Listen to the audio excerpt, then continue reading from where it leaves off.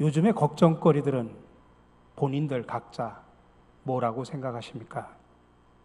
아마 세상에 살면서 걱정거리가 하나도 없이 살아가는 사람들은 한 사람도 없을 것입니다. 근데 걱정에 대해 우리에게 너무나 잘 알려진 이야기가 있죠. 걱정의 40%는 절대 현실로 일어나지 않는다. 걱정의 30%는 이미 일어난 일에 대한 것이다. 걱정의 22%는 사소한 고민이다. 걱정의 4%는 우리의 힘으로는 어쩔 도리가 없는 일에 대한 것이다. 그러니까 우리가 걱정하는 한 90% 이상은 쓸데없는 걱정에 불과하다는 이야기입니다. 아울러 4%는 우리가 해결할 수 없는 것들에 대해서 걱정하고 있다라고 하는 것입니다. 특별히 요즘 많은 사람들이 걱정하는 걱정거리의 한 70%는 돈에 관한 걱정이라고 합니다. 그만큼 자본주의에 살고 있으니 아마 그럴듯할 겁니다. 이 걱정이라고 하는 것은 우리로 하여금 제자리를 빙빙 돌게 만들고 또 다른 생각을 하지 못하게 해서 나의 현재 시간을 잡아먹습니다. 또 걱정은 내가 사랑하는 사람에게 또 상처를 주기도 합니다. 내가 걱정이 되어서 아이들이 밖에 나가서 뛰어놀지 못하게 하기도 하고, 또 걱정이 되어서 가족 가운데 사업이 안 될까 봐 새로운 것을 못하게 하기도 하죠. 또 걱정이 되어서 자신의 계획을 밀고 나갈 수 없도록 그렇게 만듭니다. 결국 나의 손발을 묶어버리죠. 그렇게 걱정은 다른 사람뿐만 아니라 나 자신에게도 해를 끼칩니다. 결국 자신을 불리한 상황에 놓이게 만듭니다. 근데 이 걱정이 오래되면 그 다음에 오는 것이 있는데 그게 바로 낙심입니다. 낙심이라고 하는 것을 쉽게 표현하면 될 대로 되라, 그런 태도입니다. 모든 것이 무장 해제되어 가지고서 흐느적거리는 겁니다. 그래서 낙심은 어떤 질병보다도 고치기가 어려운 불치병이다, 그렇게 말을 합니다. 사울 때 골리앗이 이 공포심을 조장해서 이스라엘 군대를 완전히 장악해버렸습니다. 그의 무기가 뭐냐면 협박입니다. 그래서 이스라엘 군대로 하여금 낙심하게 만드는 겁니다. 마찬가지로 우리 성도들을 위협해서 낙심시키는 것이 바로 마귀의 수법입니다. 예수님은 이 사실을 너무나 잘 아셨습니다. 그래서 우리에게 낙심을 몰아내는 비법을 알려주셨습니다. 오늘 1절의 말씀입니다. 예수께서 그들에게 항상 기도하고 낙심하지 말아야 할 것을 비유로 말씀하여. 그럼 오늘 먼저 본문의 여인이 만난 문제가 뭘까? 한번 살펴봅시다. 예수님은 이 원한을 품은 한 여인을 비유로 해서 설명을 합니다. 오늘 3절에 보니까 그 도시에 한 과부가 있어 자주 그에게 가서 내 원수에 대한 나의 원한을 풀어주소서 하되, 이 여인에게는 억울함, 원한이 있습니다. 이 억울함이라고 하는 것, 원한이라고 하는 것은 심리학에서는 상처라고 말합니다. 근데 이게 심화가 되면 트라우마가 됩니다. 그래서 일생에 나에게 부정적인 영향력을 끼칩니다. 오늘 이 원한이라는 단어가 오늘 3절 외에 3번이나 반복해서 나옵니다. 5절에 보니까 이 과부가 나를 번거롭게 하니 내가 그 원한을 풀어주리라. 또 7절에 보니까 하물며 하나님께서 그 밤낮 부르짖는 택하신 자들의 원한을 풀어주지 아니하겠느냐. 8절에 보니까 내가 너희에게 이르노니 속히 그 원한을 풀어주시리라. 이 여인은 과부였습니다. 그가 그때 당시 살고 있던 중동 지방은 철저하게 남성 중심의 문화, 사회였습니다. 그리고 경제력도 남성에 의존하는 그런 구조죠. 근데 남편이 죽고 나니까 아마 제 추측건데 본문에는 나오지 않지만 예를 들면 땅을 뺏겼다든지 집을 빼앗겼을 가능성도 있을 것입니다. 그러니 얼마나 억울하고 원한이 생겼겠습니까? 그래서 성경에서는 도움이 필요한 대상으로 3그룹을 뽑는데 특별히 고아, 과부, 나그네를 위하라고 이야기합니다. 그만큼 과부였던 이 여인에게는 힘이 없었습니다. 억울한 일을 당하도 그 원한을 풀기가 어려웠습니다. 그래서 너무나 억울하고 너무나 원한이 맺혀가지고 재판관을 찾아가지고서 호소를 했는데 들어주지 않습니다. 힘없는 과부의 말을 우습게 여기는 겁니다. 근데 힘없는 이 여인이 할 수 있는 일은 뭡니까? 방법이 없죠. 그러니까 밤낮 끊임없이 그냥 재판관을 찾아가서 눈을 두드리는 겁니다. 나 좀 살려달라. 내 억울함을 좀 풀어달라. 내 원한을 풀어달라. 그래도 계속 본체만취합니다. 근데 끊임없이 찾아가가지고 그 재판관을 괴롭게 합니다. 그러니 너무나게 간절하게 찾아오니 재판관이 더는 견디지 못해서 요구를 들어주게 됩니다. 여러분, 저와 여러분들도 이 과부와 같이 그런 억울함, 그런 원한을 당했을 때, 원한이 있을 때 우리가 할 수 있는 것은 다른 방법이 없습니다.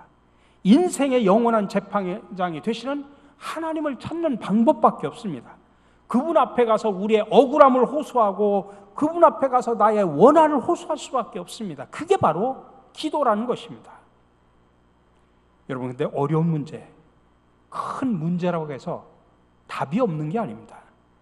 우리가 인생길을 살아가면서 만나는 수많은 문제는 반드시 답이 있습니다. 우리가 만난 문제에 답이 있다는 사실을 먼저 여러분이 깨달으셔야 됩니다. 특별히 우리 인생에서 만난 문제에는 세 종류의 답이 있습니다.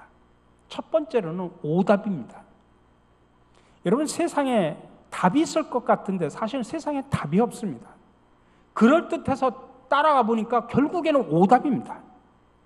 그럼에도 불구하고 사람들은 세상에서 답을 찾으려고 애씁니다. 그걸 붙잡으려고 애를 씁니다. 성경에 그런 모습을 구체적으로 표현하는데 누가복음 15장에 탕자의 비유가 나오죠. 이 탕자는 자신이 추구하는 행복이 아버지의 집을 멀리 떠나는 것이라고 생각을 했습니다. 그래서 아버지 재산을 내한테 물려줄 재산을 달라 해가지고 그 재산을 받아가지고 멀리 떠나버렸습니다. 근데 하지만 거기에는 슬픔과 고통이 기다리고 있었습니다. 행복이 올 것 같았는데 거기만 떠나면 행복이라는 답이 있을 것 같은데 오히려 슬픔과 고통만 있었습니다. 나중에 그것이 오답이었다는 사실을 뒤늦게 알고 후회해 눈물을 흘리게 되죠. 마가복음 5장에 보면 12년 동안 혈류병을 앓아온 한 여인에 대한 이야기가 나옵니다. 이 자신의 어려운 상황을 세상 속에서 해결하려고 노력을 해봤습니다. 백방으로 노력을 했는데 결과가 어땠느냐? 마가복음 5장 26절에서 그가 세상에서 해답을 찾으려고 백방으로 노력한 결과를 거기서 말하는데 이렇게 말합니다. 많은 의사에게 많은 괴로움을 받았고 가진 것도 다 허비하였을 때 아무 효염이 없고 도리어 더 중하였다라고 표현하고 있습니다. 답인 줄 알고 따라갔는데 오답이었다는 이야기입니다. 돌아가기에는 너무나 멀리 왔고 잃어버린 것이 너무나 많습니다. 이렇게 우리가 사는 세상에 답이 있을 것 같지만은 정작 답이 없습니다. 아니, 오답입니다. 두 번째로는 정답이 있습니다. 오늘 5절에 보니까 이 과부가 나를 번거롭게 하니 내가 그 원한을 풀어주리라. 이 여인에게 정답이 뭡니까? 자기 억울함을 호소하고 원한을 이야기했는데 그 억울함과 원한을 풀어주는 것, 그게 정답입니다. 그래서 오늘 재판관이 바로 그 정답을 줬다 이 소리예요. 사실은 측은해서 준 게 아니라 자기가 귀찮아서 매일 자기를 찾아와가지고 땡깡을 부리고 하니까 자기가 귀찮아가지고 그냥 원한을 풀어줬다, 재판으로 해결해줬다는 이야기입니다.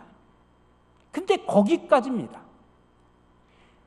여러분, 원한을 풀어주는 것, 억울함을 풀어주는 것도 좋은 일이죠. 근데 거기까지예요. 세상에서 줄 수 있는 것은 그 정답, 거기까지만입니다. 근데 하나님은 문제만 해결해 주시는 분이 아니다라는 사실을 우리는 성경을 통해서 보게 됩니다. 하나님은 정답뿐만 아니라 더 좋은 답을 하나님은 예비하고 계십니다. 그래서 예레미야 33장 3절에서 뭐라고 이야기하냐면 너는 내게 부르짖으라. 하나님께 부르짖으라는 이야기입니다. 그러면 내가 네게 응답하겠고 내가 알지 못하는 크고 은밀한 일을 네게 보이리라. 다시 말하면 네가 나한테 와서 부르짖으면 어떤 어려움이나 어떤 낙심되는 일이나 절망이나 원한이나 억울한 모든 것을 가지고 와서 나한테 부르짖어 기도하면 내가 응답하겠다. 다시 말하면 정답을 주겠다는 이야기입니다. 근데 거기서 그치는 게 아닙니다. 한 발 더 나가서 내가 알지 못하는 크고 은밀한 일을 내게 보이리라. 정답 이상의 그 무엇을 하나님께서 주시겠다는 이야기입니다. 더 좋은 답을 주시겠다는 이야기입니다. 그래서 그 답이 뭐냐? 세 번째로 명답이라는 것입니다. 여러분, 수학에는 정답과 오답만 있습니다. 그러나 인생에는 정답보다도 더 좋은 답이 있는데 그게 바로 명답이라는 것입니다. 그것을 우리말로 표현하면 축복이라고 말할 수 있습니다. 문제가 해결되는 것, 그 해결책은 정답입니다. 그러나 그 해결을 넘어서 더 큰 은혜를 입는 것, 그게 바로 명답입니다. 하나님은 우리의 문제를 통해서 더 큰 것을 하나님은 주시길 원하십니다. 하나님은 정답만 주는 것이 아니라 더 큰 축복을 저와 여러분들에게 쏟아부어 주시기를 원한다는 사실을 믿으시기 바랍니다. 여러분, 솔로몬이 지혜를 구할 때 그가 구하지 않은 부와 재물과 영광까지도 하나님께서 더 주셨습니다. 정답만 준 게 아니라 명답도 준 겁니다. 이렇게 하나님의 마음에 드는 사람에게, 신앙의 우선순위가 분명한 사람에게 이 모든 것을 더하여 주리라고 이야기하고 있는 겁니다. 오늘 8절에 보니까 내가 너희에게 이르노니 속히 그 원한을 풀어주시리라. 그러나 인자가 올 때 세상에서 믿음을 보겠느냐 하시느니라. 하나님은 정답을 넘어 명답을 주고 싶어 하십니다.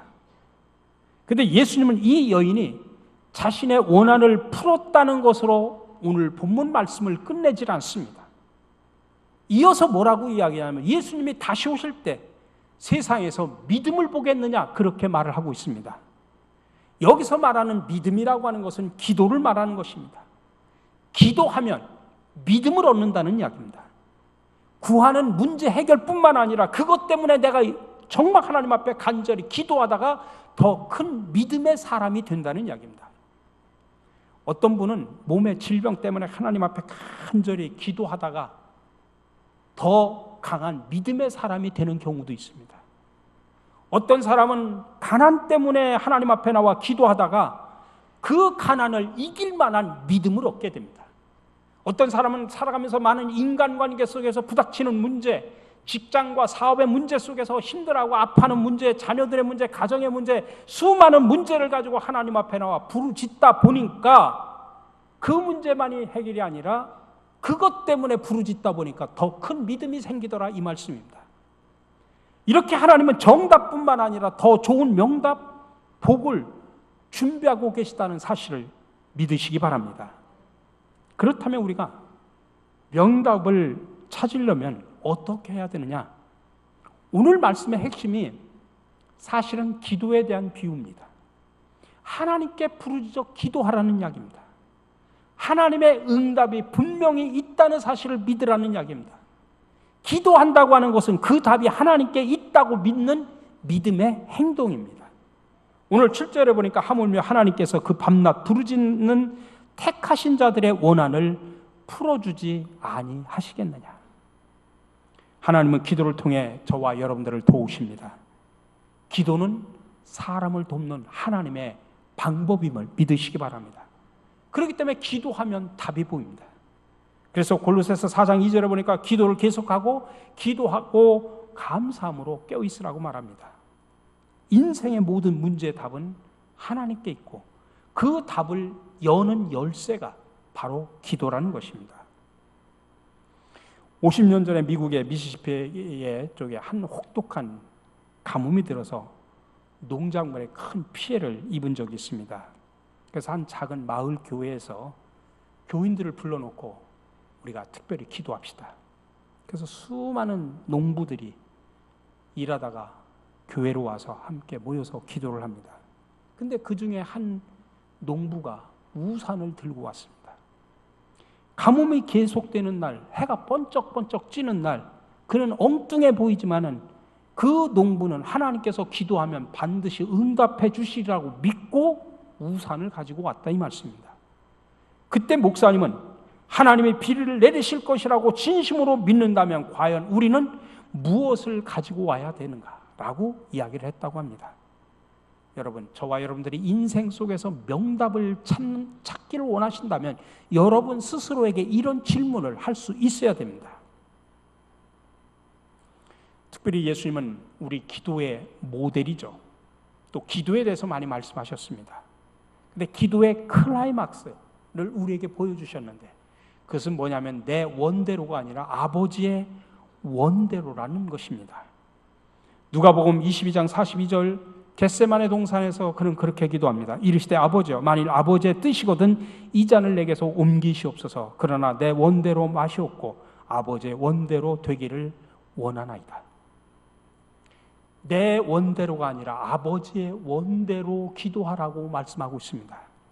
근데 이 아버지의 원대로 기도한다는 말은 특별히 두 가지 의미를 가지고 있습니다. 하나는 우리의 기도가 하나님의 뜻에 초점을 맞춰야 된다는 이야기입니다. 이런 말이 있습니다. 기도라는 행위는 하고 있으나 자신이 정해놓은 정답에 하나님께서도 동의하시기를 떼쓰고 있진 않는가? 우리가 새벽마다 나와서 열심히 기도합니다. 또 시간만 있으면 기도 모임에 교회 와서 열심히 기도합니다. 여러분 문제가 생기면 기도하지 않습니까? 근데 여러분들의 기도의 내용을 한번 살펴보십시오. 다 내 나름대로 정답을 먼저 정해놓습니다. 답을 정해놔요. 하나님, 제가 이렇게 되기를 원하는데 하나님 거기에 동의해 주십시오. 거기에 따라 주십시오. 그 이야기지 않습니까? 하나님 내 뜻에 맞춰서 하나님이 좀 응답 좀 해 주십시오. 이게 우리의 기도의 초점이지 않습니까? 근데 오늘 예수님은 그렇게 기도하지 말라는 이야기입니다. 기도의 방향을 바꾸라는 이야기입니다. 내 뜻이 아니라 아버지의 원대로 하옵소서라고 하는 기도를 하라는 이야기입니다. 그래서 우리는 기도를 이렇게 해야 된다. 주님, 저는 솔직히 이렇게 되기를 원합니다. 그건 우리의 마음이죠. 솔직히 말하는 것도 중요해요. 주님, 저는 이렇게 되기를 원합니다. 그러나 내 원대로가 아니라 아버지의 원대로 이루어 주옵소서. 그런 기도를 할 수 있는 성숙한 저와 여러분들이 되시기를 간절히 바랍니다. 또 하나, 아버지의 원대로 기도한다고 하는 것은 사실 우리의 책임을 벗어나는 것을 말하는 겁니다. 우리가 하나님의 뜻에 순종한다고 하는 것은 우리의 부담과 압박감을 벗어서 전능하신 하나님의 어깨에 나의 모든 것을 지어드리는 겁니다. 순종이 좋은 점이 바로 여기에 있는 겁니다. 그러니 우리는 이제 하나님 앞에 맡겨드리면 내 책임을 없어져 버리는 겁니다. 여러분, 그 말라기야에서 우리가 11조 이야기를 할 때 그런 말을 하죠.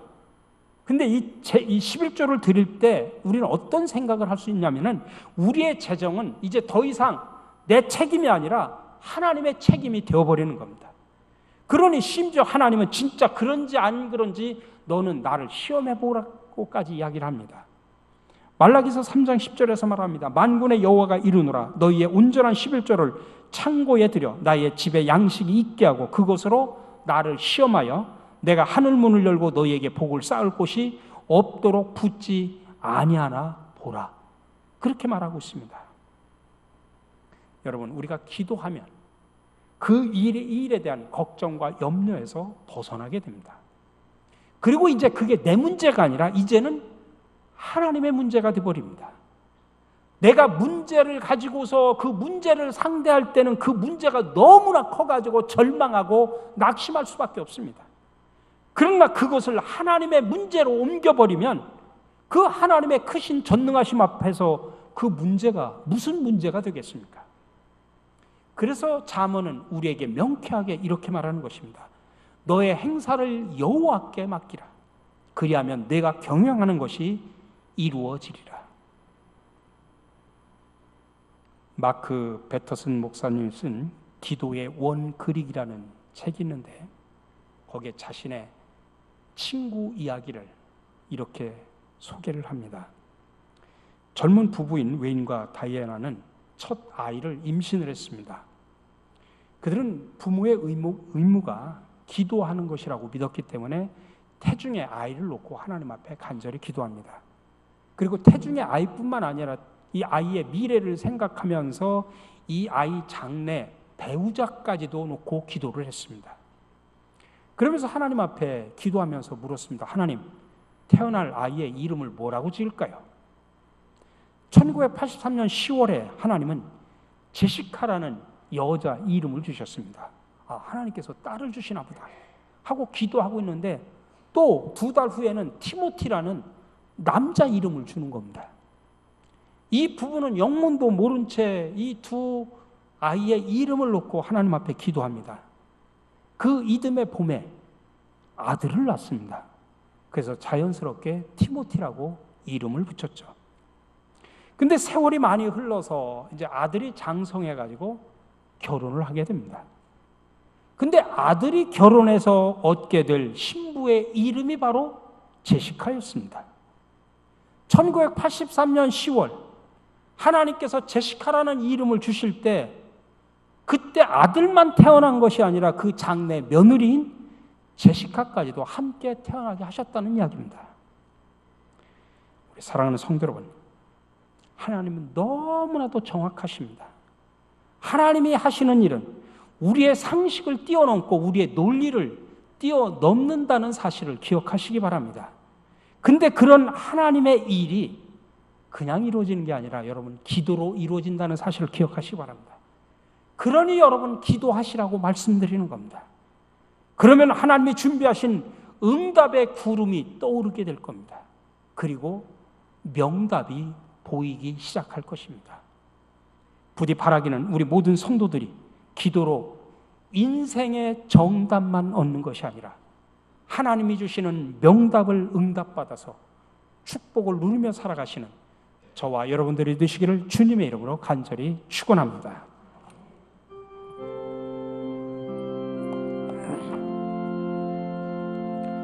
이 말씀 따라 사는 동안 지치지